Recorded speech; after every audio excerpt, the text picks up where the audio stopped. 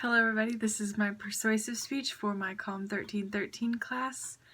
I hope you all are doing well for the quarantine, and today I'm going to talk to you guys about the hard solution, and it is sustainability. So one of the main things that I hear when I talk about the things I'm doing for sustainability, it's that I can't help with that. That's a global impact thing. I can't do anything about that. And that's completely wrong, and I hope to usher you guys into doing something about it and start you guys on the journey that I've been on recently. So let's start. Are you ready? As you guys can see in this picture, this is a sea turtle eating a styrofoam cup.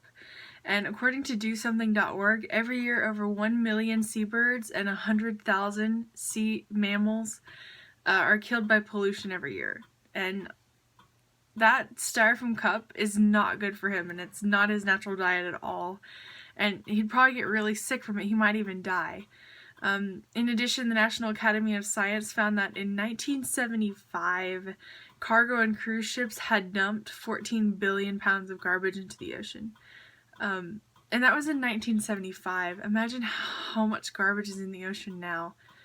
It's insane to think about. And a lot of it has pushed, especially with social media, to be more sustainable.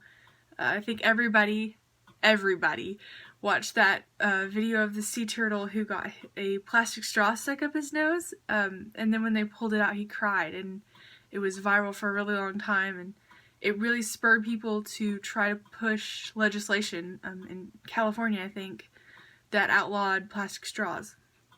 And that was a huge step, but a lot of people didn't understand why we had done it.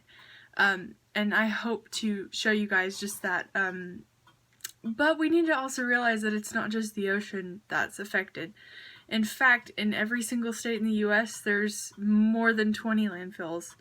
And in the larger states like Texas and California, they're actually the size of Rhode Island. And that's insane to think about. There's landfills the size of a state, but it's how much we consume and how much we waste as a society.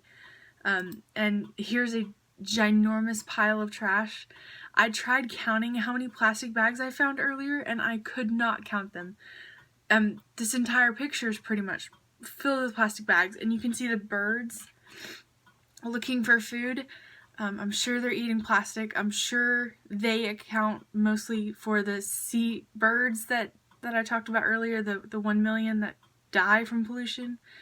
And that's really insane. But according to biologicaldiversity.org, it says that the average American family uses 1,500 plastic bags a year, and it takes 500 years for each of those plastic bags to compost.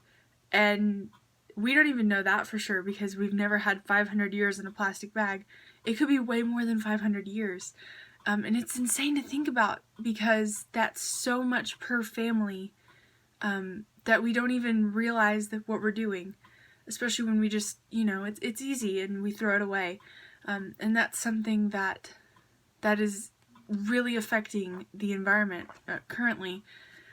But back to the good side of it, there is stuff that you can do on your own at home that can help with the impact of it. And you can help just by changing little things of your everyday. You might not even notice them after a while. I've implemented most of these myself, and that's why I feel like I can talk about them, because I've done them, and now I don't even notice, and it makes me happy. It gives me a joy because I know that I'm doing something to help the environment and help reduce my own impact. So one of the easiest ways is reusable bags. And every single reusable bag that you use is the equivalent of 170 plastic bags. And that's a really big number. And if you're like me, you shop for your family, and that's like 8 plastic bags, and 8 times 170, that's a lot of plastic bags that we're not using because I'm using reusable ones. And it makes you feel good when you're doing small things like that. You just grab a reusable bag, put it in your backpack, pull it out. They don't check your bags extra, and it's just a really nice thing to do. Another one, this one is reusable water bottles. There was a huge push. The actor Jason Momoa got behind no plastic, one single-use reusable bottles. And so it really pushed it forward, his support.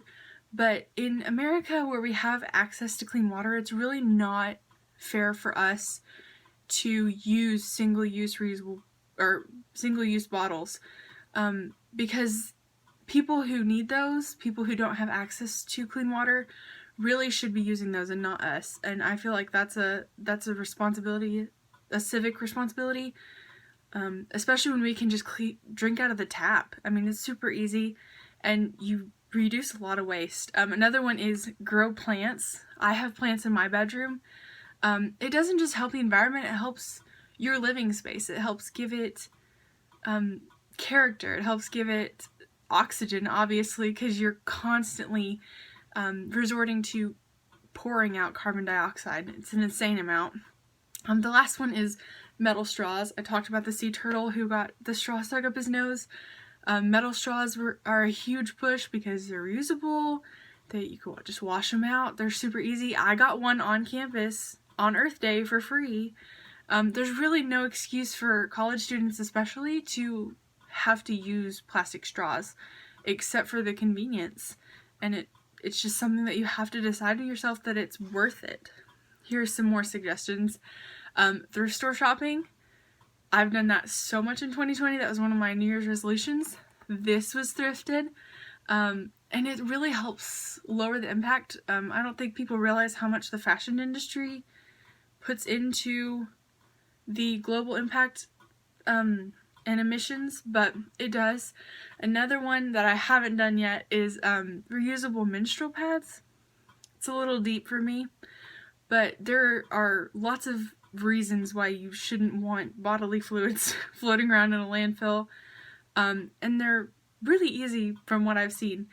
This one I have done, reusable toothpaste, or not reusable, homemade toothpaste, and it's super easy. I used baking soda and coconut oil, and that was it. And then shampoo and conditioner bars, again, super easy, reusable, very helpful. And these are just some of the ways where you can really help the environment. And this last quote is, green is a trend, sustainability is a mindset.